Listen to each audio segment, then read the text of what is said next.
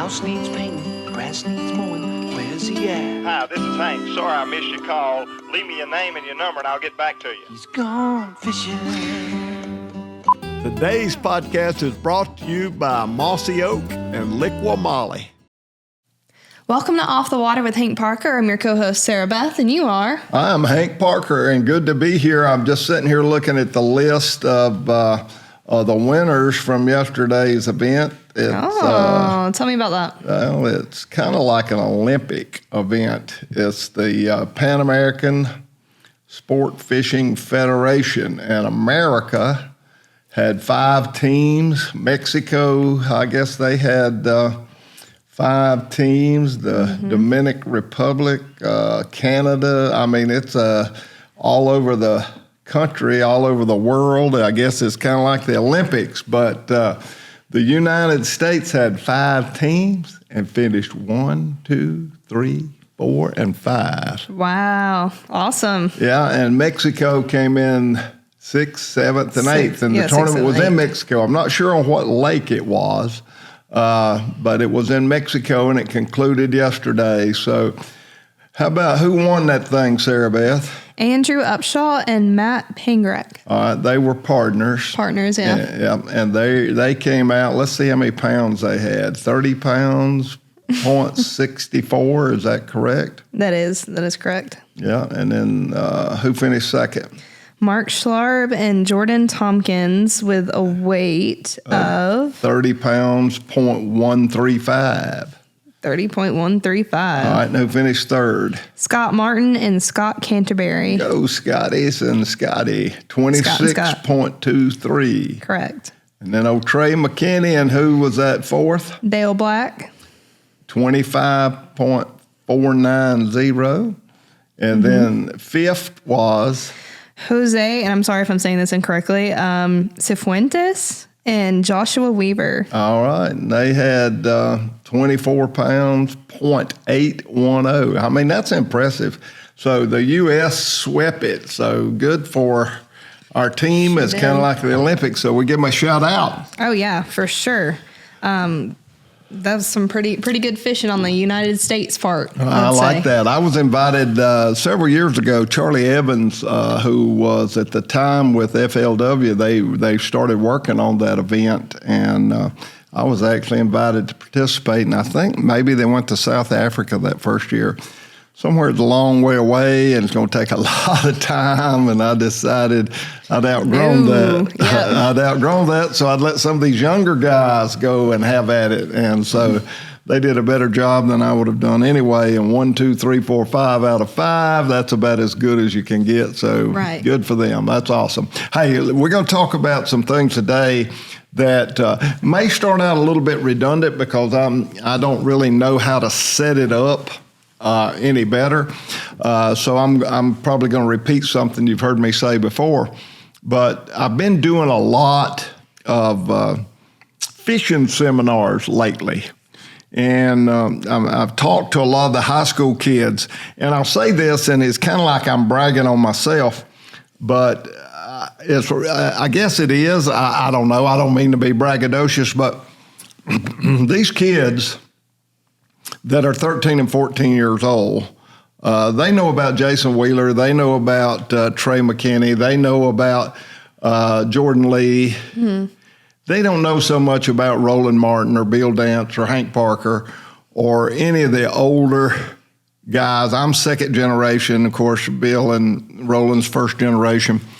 But they don't really know much about who we are or how we competed or how things were in our era. Mm-hmm. And when you get through, they're wowed because they don't expect you to know what you can teach them.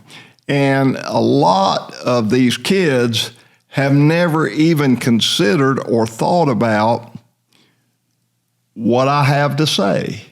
And it's truly interesting to see how they react. And I've had so many come up to me after the event is over, after the seminar, and say, I never even thought about those things. you have opened my eyes to something that I've never even considered. And so it's pretty refreshing, one, to be able to communicate with these younger people. But number two, it shows you the lack of information that has been spread to the generation we're dealing with. And part of that may be lack of being able to communicate the message, or part of that could be that they've bypassed part of the foundation building process. So I want to go back and talk about all the different methods, all the different techniques, and the things that I have learned. And I'm not stop learning, and how important it is to continue, because fishing is constantly changing, and we've talked about that a lot. If you're not keeping up with technology, then you need to lower your expectations on what you're going to be catching, because fish are much more difficult to catch. But you still don't tear down the foundation, what fishing's all about, and how to catch fish. Even though some of the methods are different, there's still a lot of the principles that are still in place. Right. And so I've been watching. We talk about all the controversy about forward-facing sonar, and every time I talk about it, I have to go back and reiterate this, because I'm going to get 30,000 emails telling me I'm a jerk. I want what's best for the sport. I personally like fishing with forward-facing sonar because it's an incredible challenge for me, and it's something that I've never done. But I have just learned in the last probably 30 days that some of the principles that I learned with flipping, lure presentation in shallow water when the fish rise up in the spring in the warmer water, some of those certain principles apply, even in deep water, even with forward-facing sonar. And I want to talk about that because to me, it is incredible. And to me, it's all making sense and kind of coming together for me. I've told people, I've been fishing with forward-facing sonar from the time Humminbird developed it. Now, Humminbird, and I'm going to admit this, and my guys at Humminbird may get mad at me, but Humminbird was way behind the competition. Right. Humminbird was an afterthought for them, whereas Humminbird, they originated side imaging, they did all of that. This live forward sonar, another company beat them to the punch. Right. And so Humminbird was behind. Then they came out with Mega Live 2, and I think they pretty much caught up. So now I'm more on a level playing field, where before I was way behind the 8-ball. Yeah. So I was a slow learner. And it frustrates me. It always frustrates me when somebody just wears me out. I never have liked getting beat. And these guys were wearing me out. I didn't even know how big of a disadvantage I was at until Mega Live 2 came on, because I'm very loyal to my sponsors. Right. And I didn't go out and buy a competitive unit and put it under the console or hide or break any of the rules or cheat. I just used what I had, and I didn't even realize what a disadvantage it was until Mega Live 2 came out, and then I said, wow. This is a game changer. This is completely different. They don't play with your microphone. You make little noises. This is completely different than what I had been using before. So now I have got an opportunity to be a little bit more competitive, so I've learned a lot. So I want to go back and talk about what I learned early on that still has applications today for what we're doing in a complete different set of circumstances, but that principle still is relative, even though the methodology is completely different. Right. Now, that don't make a lot of sense right off the bat, but I'm going to tell you. And here's where I sound a little bit redundant. I said at the Bassmaster Classic, I've said at the Forest Wood Cup tournaments, I have, and I say this, a lot of people don't know this, I'm the only guy in the history of the world that ever competed in the Bassmaster Classic and then emceed it. For 3 years, I emceed the Bassmaster Classic.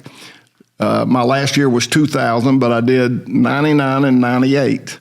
And Denny Breyer won in 98, Davey Hite in 99, and Woo Daves in 2000. That was my last year to MC. But I've sat on the bank or the dock as the boat inspection took place before the first day of the Classic or the Forest Wood Cup. And you look at the competitors sitting there, they got their sports writers or the cameramen all in the boat. They've got all their rods and reels laid out. Man, they're fired up. They got their life jackets on, the kill switch hooked up. They're inspecting their live wells. But if you look, most every competitor has got the same stuff, same lures. They may be made by a different company, different brand name on them, but lipless crankbaits, bladed jigs, swimming jigs, flipping jigs, swim baits. I mean, there's very few, if any, secrets. Right. I mean, it's all right there. And they've all got top-notch equipment. Nobody can say, well, my reel wasn't adequate or my rod wasn't adequate. Man, they all got the best. And they can have whatever they want.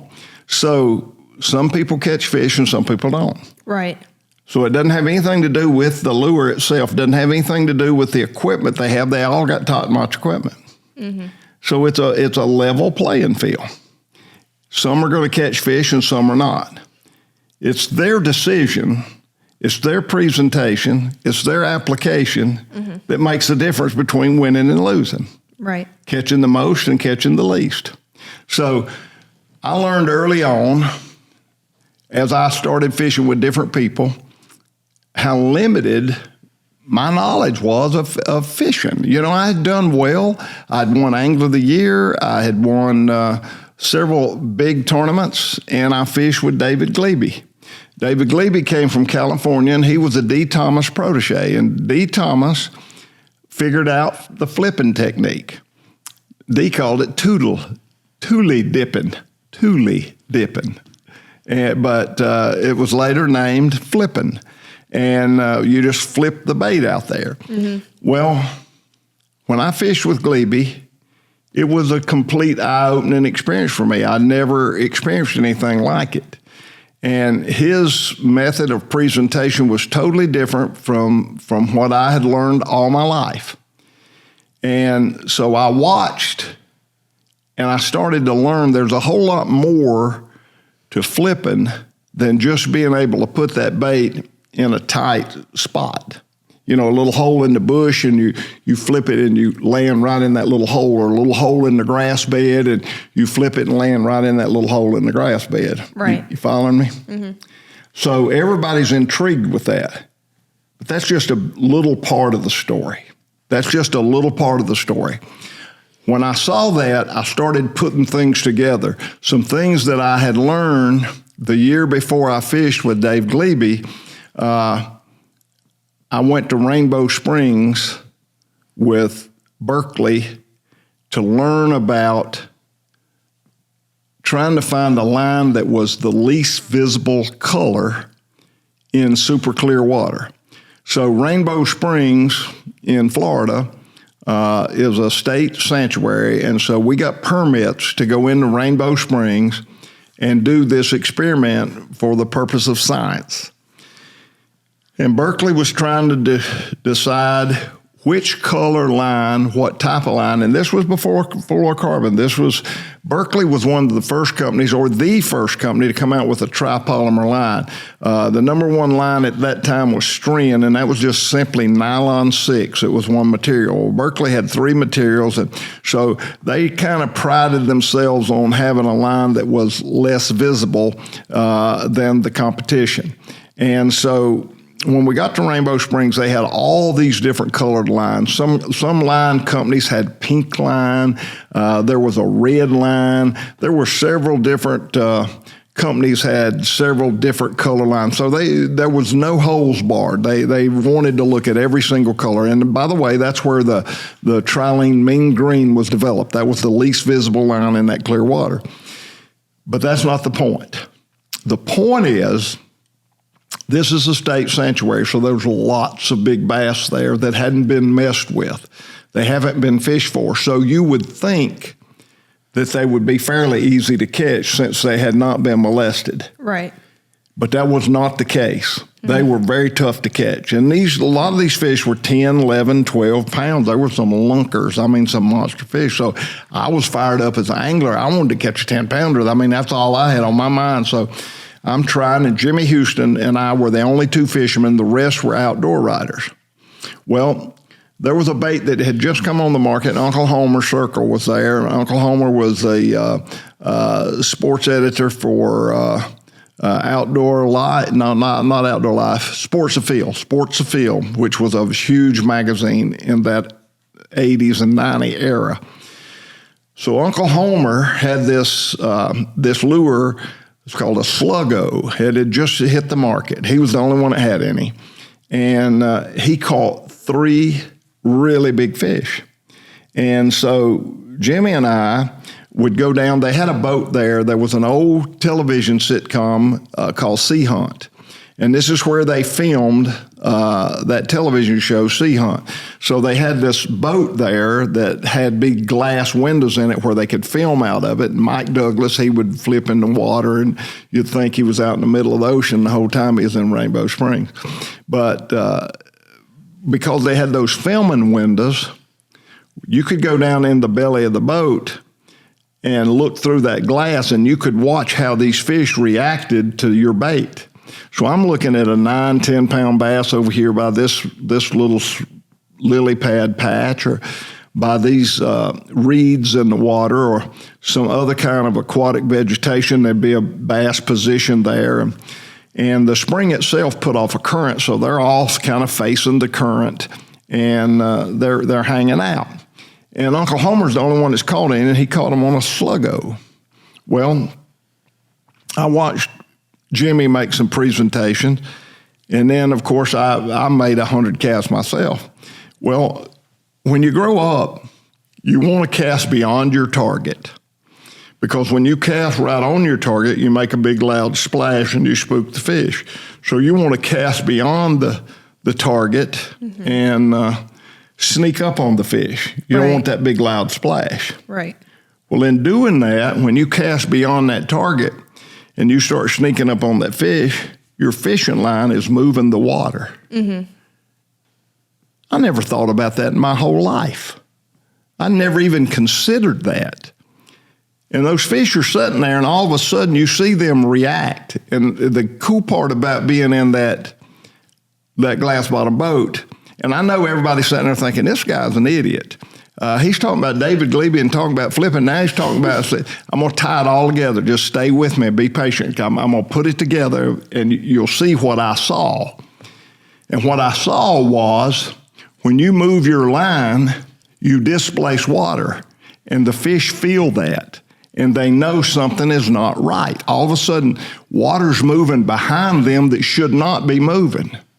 That's something different. So automatically, they go on the defensive. So I would watch these fish when I would make this cast, or even when Jimmy made this cast. He would cast beyond his target, just like I was, and he'd start pulling his plastic worm back toward the vegetation. And these fish, long before the worm ever got there, they're backing up and looking, just staring in the water where there's nothing but your fishing line. They're not seeing the line necessarily, they're feeling the line. They're feeling the water move when you drag that line. You're displacing the water with the density of your fishing line. I never even considered that for a moment. Well, then here's Uncle Homer. He's catching fish with this sluggo, but I don't think the sluggo's the magic bait. I think it's the fact that he's letting that bait fall right down on top of the fish. There's no line in front of the lure. The lure is the first thing that comes in contact with the fish. So I'm watching that, and I'm amazed, and I pick up on it. And I realize, so when I cast my plastic worm by the fish before, I hold my rod up high and I wind it fast. I do not let my line sink down in the water. I keep my line on the surface or near the surface. Then as soon as I get that plastic worm right there close to the fish, I drop it and it lands on his nose and boom, I catch him. Yeah. First one I caught. I've thrown it 50.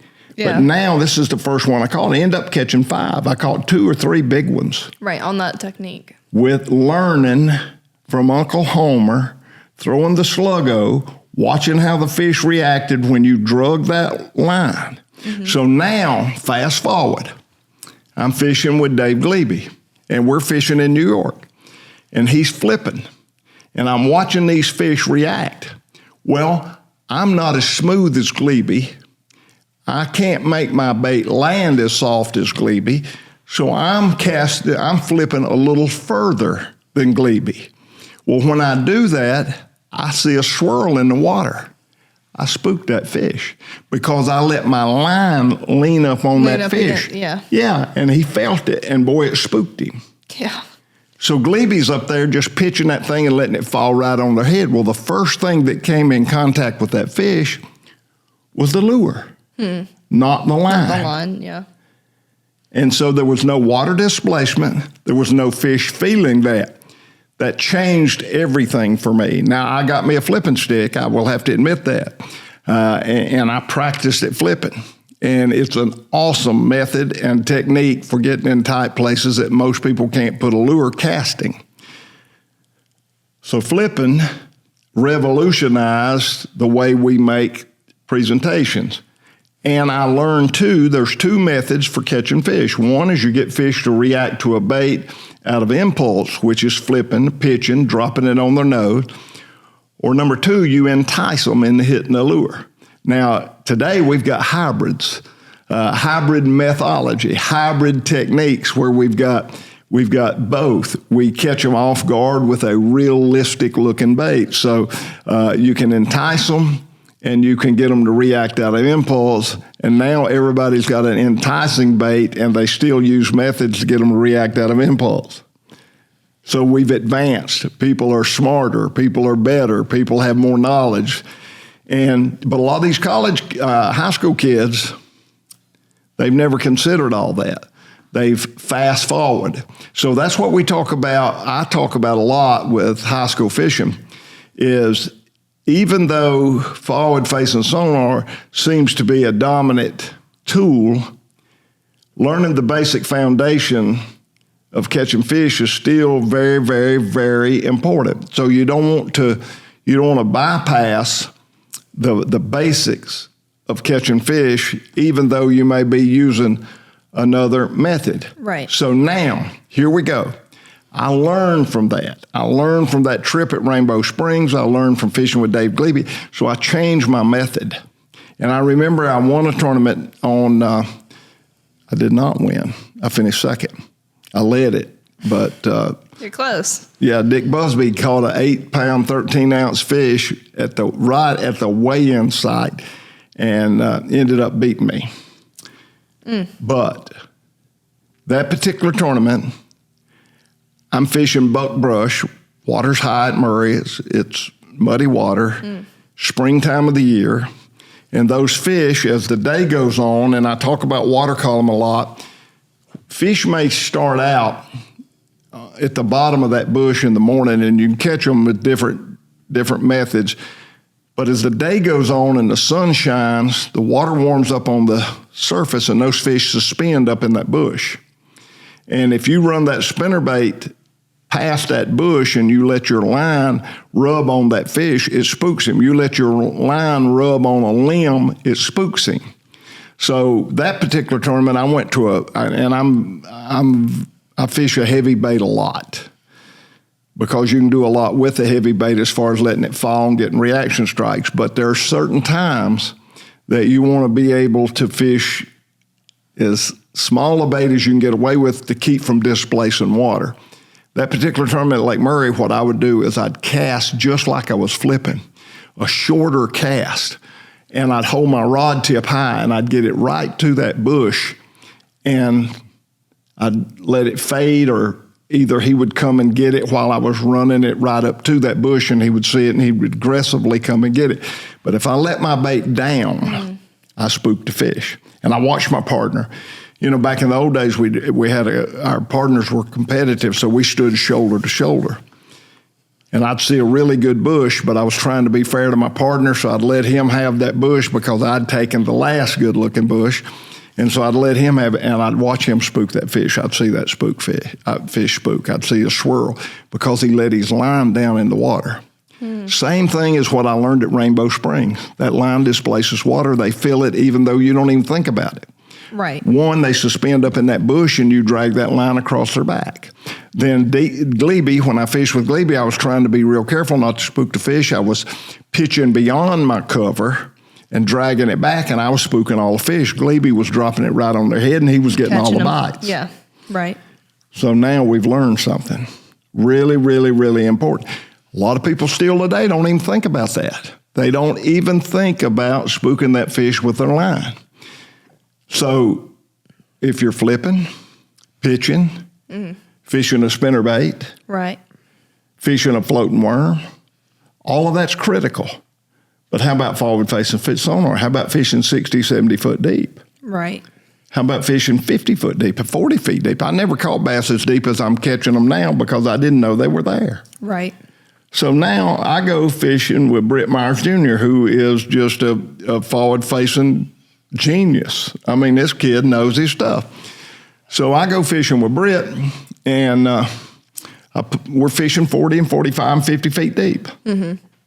That's deep. Yeah. On a lake that I've never fished that deep before. So a lake I know something about.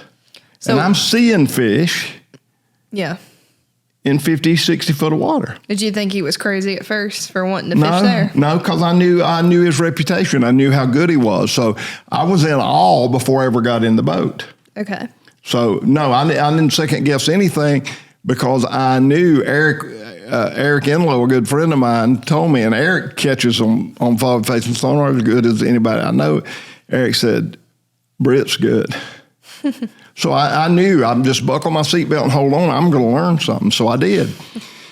So immediately when I'm looking at fish 40 feet deep, right, I'm understanding that I've got to put on a heavier jig head than a 3/8 to get my bait down to them because we got a little bit of current, a little bit of wind, so you got a little drift. Yeah. And if I put that minnow on, and I put it on a 1/2 ounce bait, I can get to them a lot faster.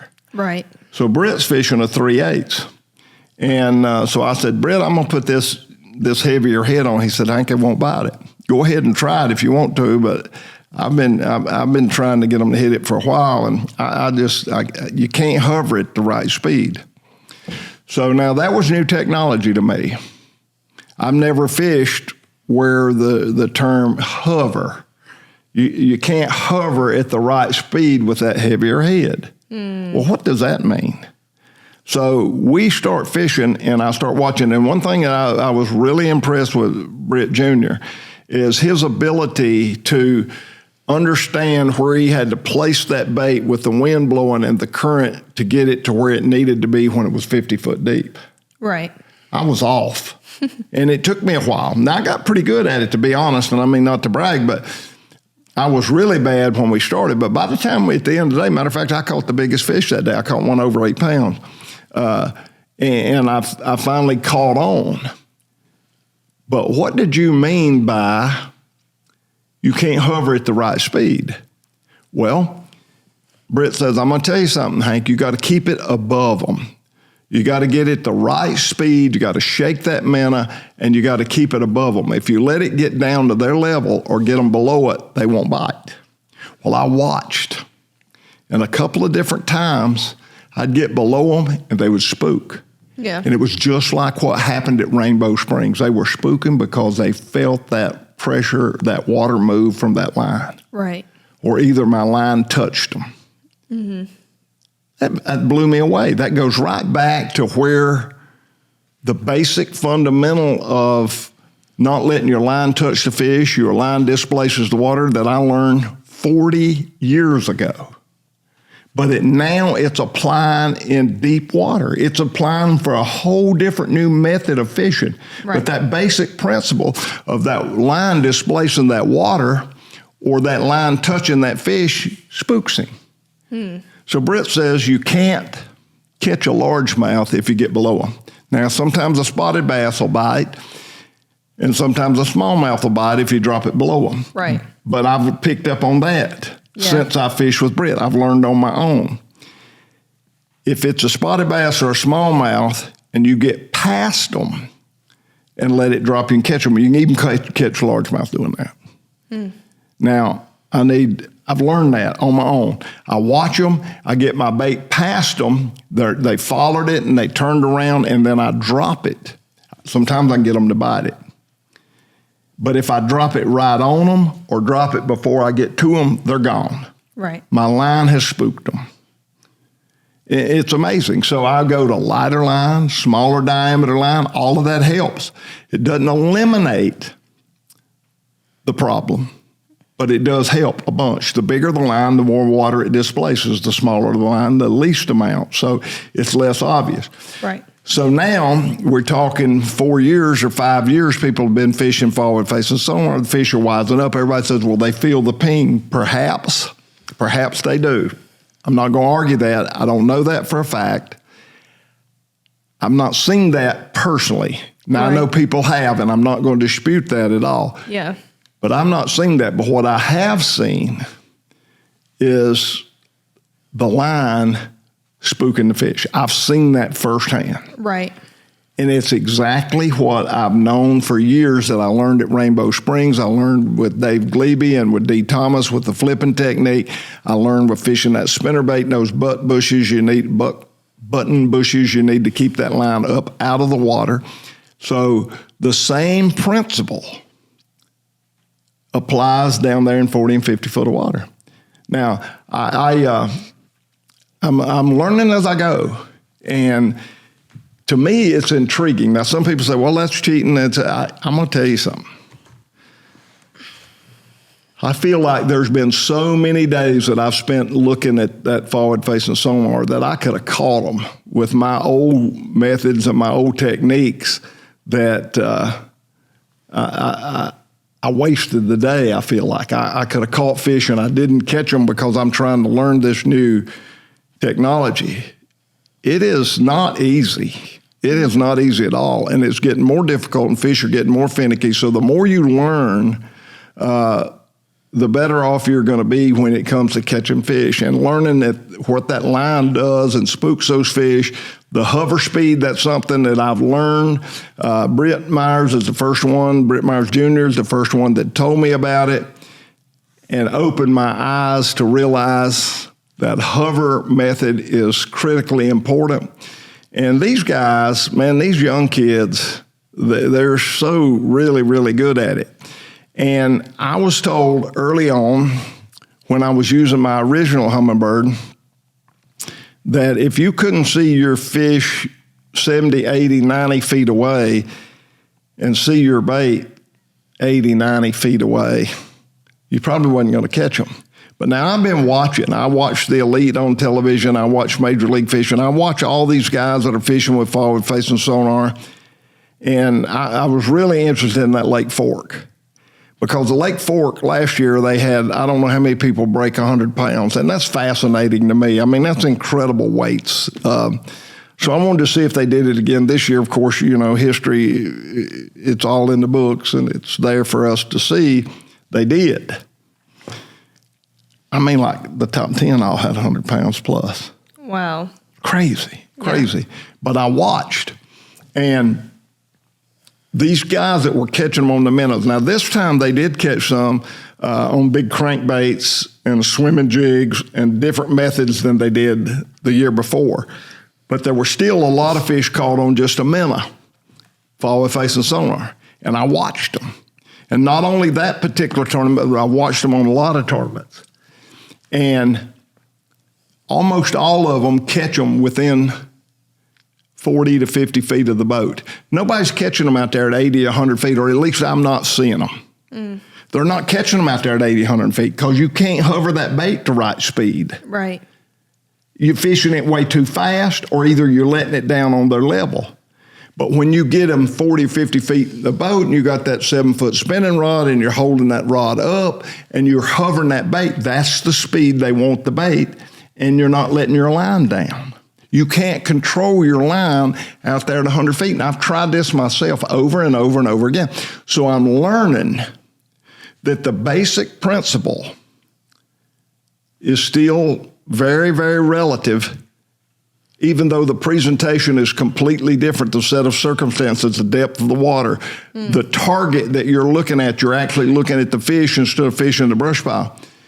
All of that is different, but the same principle of not letting your line down, not displacing water before you get to the fish applies today, maybe even more so than in the shallow water. And you wouldn't think that, but I'm watching that with my eyes.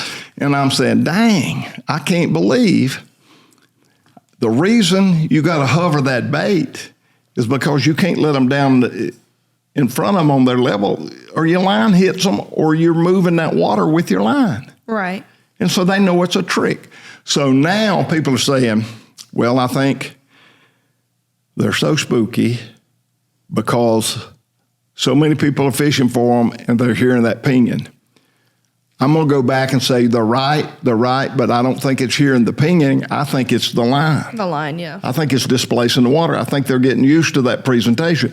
And when fish are not around cover, they're a lot more aware of their surroundings because they're in an environment that is difficult to catch bait to start with. Right, open. It's hard for a bass. When he tucks in there behind that stump and that shad swims by and he ambushes him, it's a lot easier than it is just running him down in that wide or swimming him down in that wide open water. Yeah, right. So a lot of the same principles that we learned fishing traditional sight structure fishing applies today when we're fishing open water with forward facing sonar. Right. Yeah, I got so much to learn, and it's so exciting learning all this stuff. But when I watch these guys, and I hear all this talk about, man, you got to see your bait 80 and 90 feet. Well, I'm looking at it. I'm watching them. And all of these guys are catching their fish 35 and 40 feet out in front of the boat. And I think it's got everything to do with the hover speed and the fact that you control your line and you're not spooking the fish with your line. Right. That makes sense. That's so cool. To me, it's fascinating. And I love learning. There is a lot of there's a lot of negative. And when you bypass the principles and the basics and the things that guys like myself we so respected the methods techniques that we learned from Blake Honeycutt and from Bobby Murray and from all these great fishermen and what we learned on our own, and to see all of that go out the window it's kind of a sacred method that's being dissolved that is offensive, and I get all of that, and I've been down that road, but this thing could come full circle. And these guys like Greg Hackney that know all about short cast and presentation and don't let your line touch the water, and those guys, this whole thing may come full circle, and these guys that understand the basic principles may end up prevailing as time goes on because these fish are getting smarter and wiser, and we're going to have to adapt to be able to catch them. Right. That's what we've talked about that multiple times in previous podcasts, talking about where bass behavior is headed and how they're adapting to the times now. So I think that's pretty interesting. Yeah, it is. For me, I'm just fascinated, and I'm having a great time learning.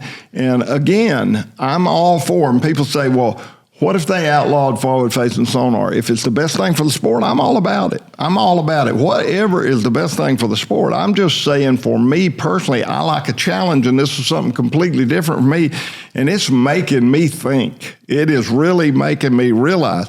Hey, I wrote articles for Bassett Magazine for years and years and years and years. And I talked about the importance of migration routes, how fish travel creek channels, river channels, road beds, stump rows, shorelines. I'm telling you, it's almost embarrassing to think that, and you have to sit back and say, well, I'm looking at forward-facing sonar, and I see them swimming out in 100 foot of water. There's no shoreline. There's no creek channel. There's no riverbed. There's no road bed. They're just swimming. Now, I think things have changed. Right. I think there's more blueback herring in our southern lakes. There's gobies in our northern lakes. And these bait fish don't follow the same patterns, perhaps. I know blueback don't. I used to talk about fishing Lake Murray being completely crazy. That was where I first had the experience of fishing for fish that followed blueback herring. But you'd be riding around on Lake Murray, you got a lot of 70, 80, 90, 100 foot of water, and all of a sudden you see fish out in 100 foot of water. They got a school of blueback, and they're all busting the surface. Right. Well, I never saw that. I mean, my whole life I'd fished since I was 15 years old. And I never saw that before until the bluebacks were introduced into Lake Murray. And then now all of a sudden I'm seeing them out there in 100 foot of water. So those fish are definitely not following the shoreline. They're not following a stump road. They're not following a creek channel. They're just at random following a school of bait fish. Right.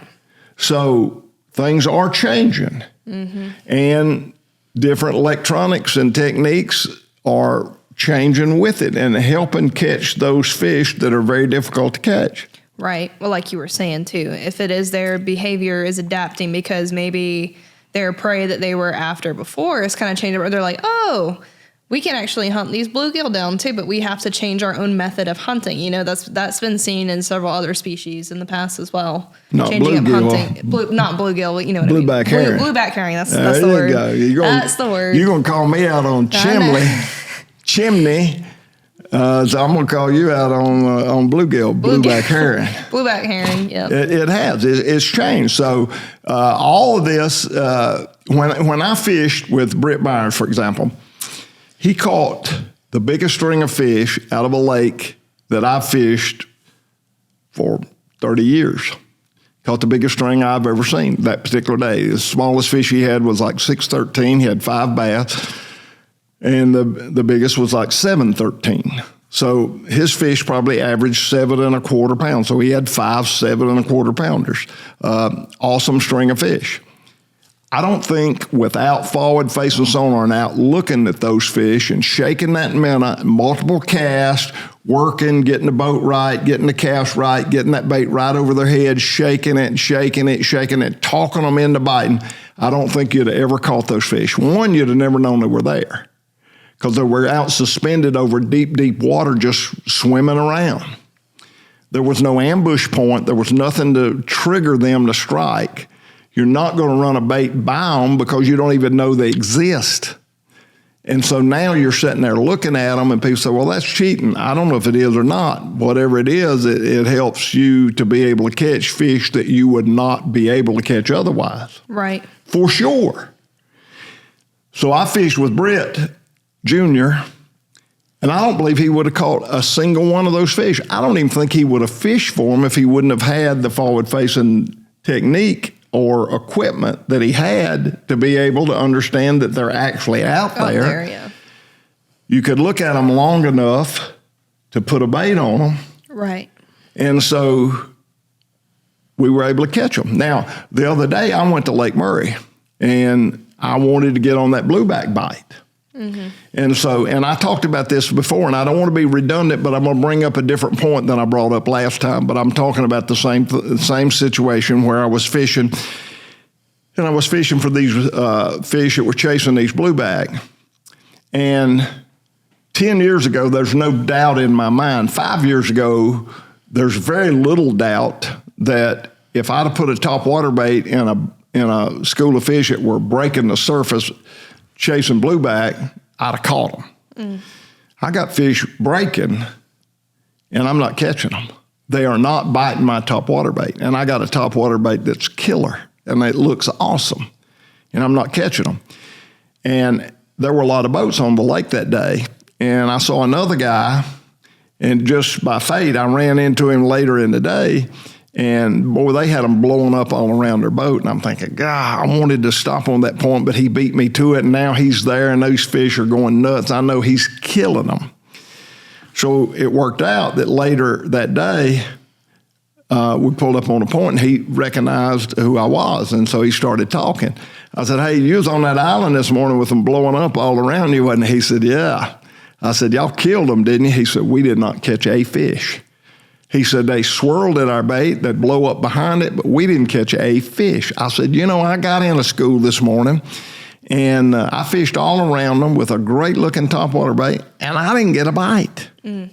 So then I said, okay, I'm gonna chase them with my forward-facing sonar. So I see them out there in 30 foot of water, and I throw a 1/4 ounce bait, and I don't get it down there in time, so I change to a 3/8. I don't get it down there in time. I change to a 1/2 ounce. I don't get it down there in time. They're moving too fast.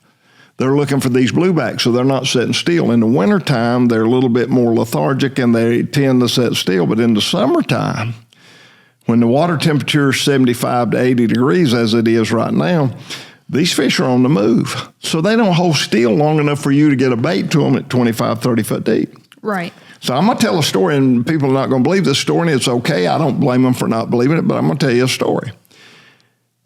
Again, my buddy Eric Enlow, he's got 1 million brush piles, so I called him. I called him at work. I said, hey, Eric, I'm on Murray. I need to know where one of your brush piles. So he told me where one was. So I go and find this brush pile, and it's in a killer place. And so when I pull up, I look at forward-facing sonar. There's some fish on top of it. So I catch a 4-pound bass. That's the first bass I've caught. Now, I've been out there since daylight. Now it's 10:30 in the morning. Right. And I've been all around fish, but I hadn't been able to catch any. So now here's what I've learned in the summertime with forward-facing sonar. You got to have a holding point. It's got to be a bridge pile. It's got to be a rock pile. It's got to be a ledge. It's got to be a brush pile. Something to make that fish stay in one area long enough you can get a bait to him. Right. So I learned that firsthand. Same principle. Hover, keep the bait above them. So I'm going above that brush pile, and the second cast I made, I watched one, I'm seeing him there, and I'm swimming my little bait just above the brush pile, and he comes out of the brush pile, he follows it, and I slow it down, and I start really shaking that man, and boom, he bites it, and I catch him. He weighed 4 pounds. That's my first fish. First fish I've caught. I've been there since daylight, and it's 10:30 in the morning. So I throw back in there, and I catch another one. I catch one about 6 pounds, which is awesome for summertime fishing. Now I've caught 2 bass that weigh 10 pounds. I caught me a 6-pounder. So I fish around a little while, and I don't see any more fish, and I'm kind of moving around a little bit. And 2 things I learned, and I'm going to talk about them. And I see a fish swim across the top of that brush pile, and I run that bait down there. And before I really had time to shake it very good, and boy, he had it. So I set the hook, and of course, it's a striper. He pulls, drag, man, he pulls, drag, and he pulls, drag, and man, I'm sitting there, and I give a shout out to Lou's Custom Light Spinning Reels. They're awesome and got a killer drag. And I've got a new line that Berkeley's come out with, an experimental line, so I don't know much about this line other than I love it. Cast like a dream. It's the most invisible line I've ever seen, but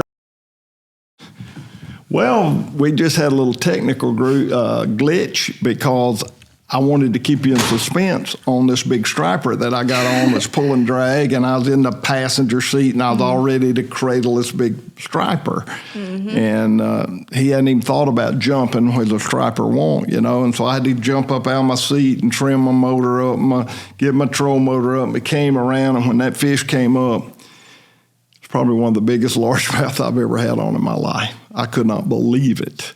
And when he came up, he couldn't even get out of the water. His head came up, and I immediately noticed he had swallowed the bait, so I wasn't worried at all about him getting off. He went back under the boat, came back around, and this time he got a little further out of the water, and that bait came out of his mouth. Wow. He just spit it out back at you. How in the world that fish came off, I don't know, but it was so exciting. It was a giant largemouth. And it blew my mind. But it's amazing what can happen and what you learn. And the whole thing is a learning technique. So I had that big fish on, and now I'm fired up. And I want to get back on that brush pile because I picked my troll motor up. Well, when I picked my troll motor up, it came off spot lock. Right. So I got to relocate this brush pile. By this time, it's probably 11:15, maybe even 11:30. wind had got to blowing pretty good. Seems like it starts out in the mornings with not a lot of wind, and then by noon it's blowing pretty hard, and that's kind of been our weather pattern for the last month here. So that's what was going on, and so I tried to relocate the brush pile. I did put a waypoint on it. So I went back to the brush pile, but when I fished with Britt Myers Jr. Back months ago, I had my trolling motor or my transducer on my target lock. Right. And Britt had his on his trolling motor. And so I liked the way he could sweep more effectively than Sweeping your mic. I swept right into my microphone. You sure did. He could sweep more effectively on the trolling motor than I could with the little arrows on my target lock. So I came home, I took my target lock off and put my Mega Live transducer straight on my trolling motor. So I'm down there at Murray now, and the wind is blowing, and I can't get my boat positioned on that brush pile the way I want it to and watch it. And when you push it on spot lock on your troll motor turns so that your Mega Live's no good at this point because it's going every way that the troll motor turns. Where if I'd have had target lock, I could have locked on that brush pile and let the Minn Kota do what it wanted to. Mm-hmm. I'm good. Because my target lock's going to stay on that target. Mm-hmm. Well, I was a dummy and didn't realize when I took my transducer off of my target lock and put it on my trolling motor and eliminated my target lock. A buddy of mine who I had on the podcast, he is the coach of the Union High fishing team, Jason Lemons. Mm-hmm. When I had Jason on my show, we talked about high school fishing, but Jason is a computer guru, and he comes and downloads all my new updates and keeps me going with my hummingbirds. And I told him I took it off because I like sweeping with my troll motor. He said, "Do you see that FM insignia up there on your menu on your target lock?" I said, "Yeah, what's that mean?" He said, "That means follow Minn Kota." So you didn't have to put it on. All you had to do is push that little button there. It says FM, and it'll follow your Minn Kota. So it's just like, and then when you hit spot lock and target lock, your target lock will stay on your target, and your Minn Kota can go any which way it wants to, and it doesn't matter. It doesn't have an effect. Right. What a game changer. What a game changer, because the same principles that applied in not spooking fish applies today, and all that hover is a big deal. And you can't fish that bait effectively or hover that bait effectively if you're throwing crosswind, because the pressure of the wind and the drift will not allow you to control that bait. You have to throw directly into that wind. So now what I can lock on target lock, and then if I need to reposition my boat to be able to throw directly into the wind, I can kick it off of spot lock and move on down and get the boat exactly right where I can cast the wind, and then lock the trolling motor, and my target lock stayed on that brush pile the whole time. Right. It is just, technology is just so awesome, and it is just a game changer. So you can either embrace it or refuse it. And I'm 72 years old, and I'm fishing methods and techniques that I've never fished before. But those same principles that I learned 30, 40 years ago still apply as far as spooking fish, letting your line touch them, displacing the line, the water with your line. All that's in place. So as technology advances, the principles and the basic information in fish behavior is somewhat the same, even though there's different methods and different techniques. You still can't violate the principles that got you in trouble in the 60s or 70s no more than you can today. It may even be more vital today because fish have so much more pressure on them. So it's interesting how all this new methodology and techniques has changed things, but in a lot of ways they stay the same. And that's why I tell these kids, high school fishermen are dear to my heart, how important it is to learn the basic principles, the basic fundamentals, build a firm foundation on understanding fish behavior, lure presentation. All of that applies no matter the circumstances. It may be a complete different application. It may be using forward-facing sonar 40 foot deep, but those same principles still apply. Right. And I think that that's critically important that we get that down. And, you know, I learned so much from these kids, and I learned so much trying to put into terms to be able to communicate what I know in the terms where people understand it. You know, I learned that at Rainbow Springs, watching those fish behave to that fishing line.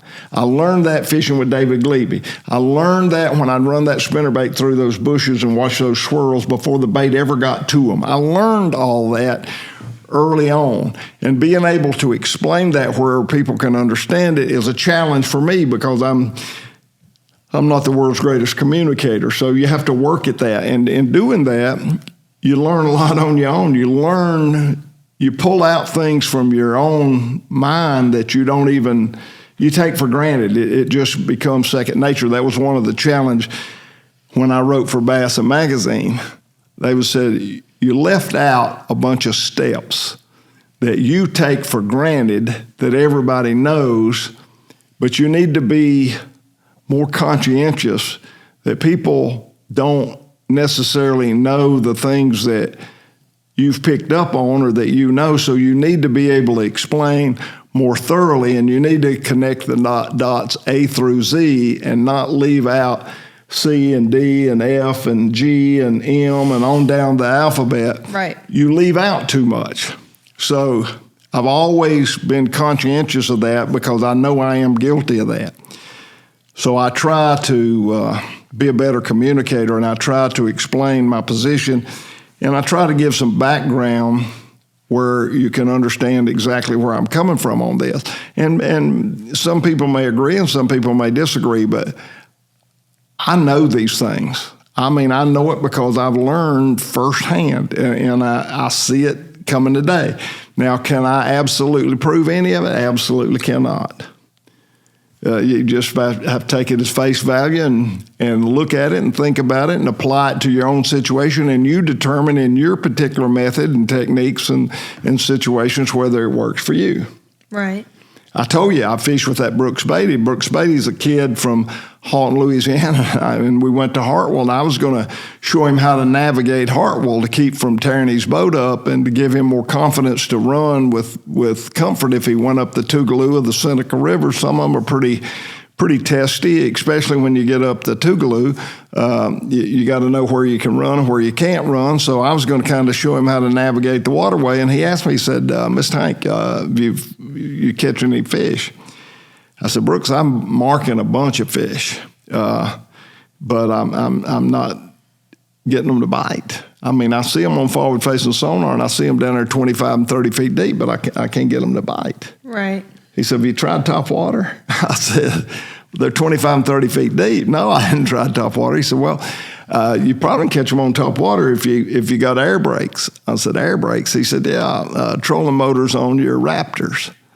I said, well, I don't have trolling motors. He said, well, you got to have them to be able to catch them on top water, because when they're 30 feet deep, if you throw out there and you fish, it draws them up to 20 feet. And then the second cast draws them up to 10 feet, and you catch them on the third or the fourth cast, but you got to cast in the same place. And if you're not backing up, by the time they come up close enough to or shallow enough to hit, they're too close to the boat, because they're also following it up and coming toward the boat. Right. But if you're backing up, you can catch them. And he's 12 years old. He taught me that. I did not know that. It's pretty cool. It was very cool. 12-year-old kid taught me a lot about sonar. But I go and I talk to these kids, and they say, I've been in that situation. I've learned exactly what you're saying applies to several circumstances that I've been involved in when I was spooking fish and I didn't know why. But now that you say about that line, I've never thought about that. Now that you talk about letting that bait below them and that line touching them or that line displacing water, that makes perfectly good sense. I've never thought about that. And you can tell these kids are smart, man. They put that together. So it's so exciting to learn new technology. As I said before, I'm 72 years old and I'm learning methods and techniques that I've never, it's like starting all over again, you know? And that is exciting. I'm going fishing in the morning and I am pumped up, boy. I get to go fishing. So it's a learning process that never ends. But when you learn a principle in fishing, it doesn't vary, doesn't change, because method or presentation or situation depth, structure, open water, all that may change. But the idea of touching that fish with your fishing line or displacing water with your fishing line, that spooks that fish and makes him aware that his predator, you know, when you look at a little fingerling, he's got a lot of predators. Birds, all kind of fish. I mean, but when a bass gets 3 or 4 pounds, his biggest predator is the angler. Right. And so he's pretty keen. He don't have a mind of reason, but he's got an incredible sense of defense. And he's very much aware of the presence of the angler.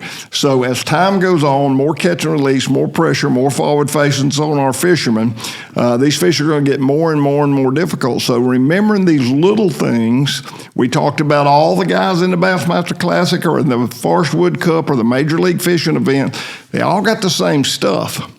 It's whoever figures out that little advantage. It's whoever figures out, I can't spook that fish with my line. Whoever figures out those little things are the guys that catch the fish. Right. So it's important to put all those little things together, store them in the back of your mind, never forget them, and don't violate those principles. No matter what the new application may be, those principles still stand in place. So I think that's something that we can remember. I think it's something we can build on. I think it's something we can have fun with. Right, absolutely. Catching fish is fun. It is fun. It really is, and you can never catch enough. And, you know, I never have caught enough. I always want to catch one more. Always one more. Always one more. So it's been fun. Today's podcast, I just love these opportunities to put things together and share information. And then we get so much feedback. I know I'm going to get a lot of people saying, you're full of bull, or, you know, that works for me. You know, I figured that out a long time ago. There'll be all kind of comments, and I appreciate every one of them. So don't hesitate to write in and keep asking us questions. I wanted to do a question and answer today, but we didn't have enough questions. So send in more questions, and we'll try to get them answered. Yes, and you can find the links to all of our socials in the description below, and you can send in your questions and whatever else you want to ask on our social page. You know, we had that little computer glitch there on the camera, yes. So I could have kept everybody in suspense and never told them about that big largemouth, but he sure could have. Yeah, that was a suspenseful moment for me.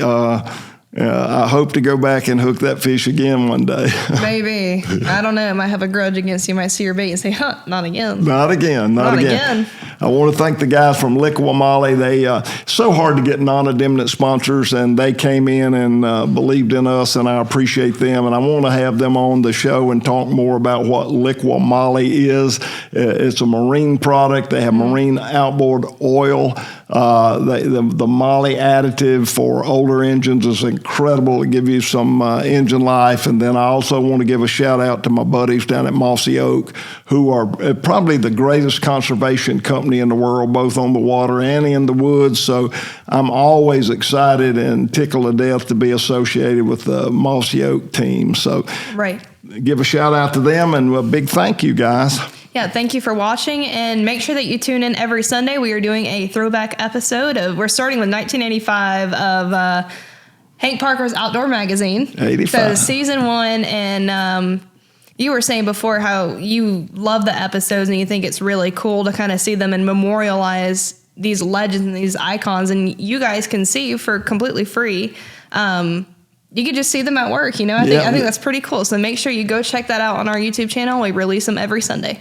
I do. I love it. I just finished this. They just finished airing last month the Dale Earnhardt documentary. Mm-hmm.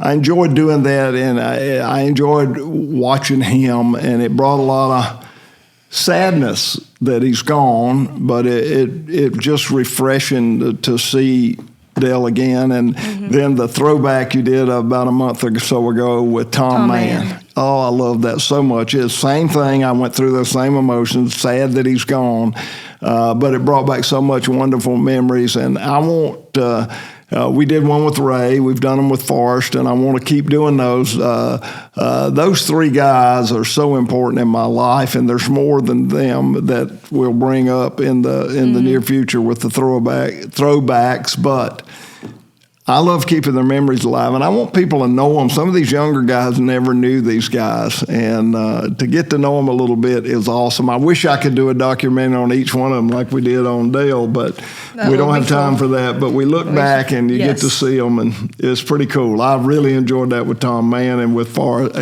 Ray as well. So. It's all good, so look for it every Sunday. Every Sunday, and stay tuned, and I'll see you next week. All right, thank you so much. God bless you. I also will either see you or talk to you next week. Half the people, watch this, and the other half just listen. Yep. So thank you for joining us. God bless you.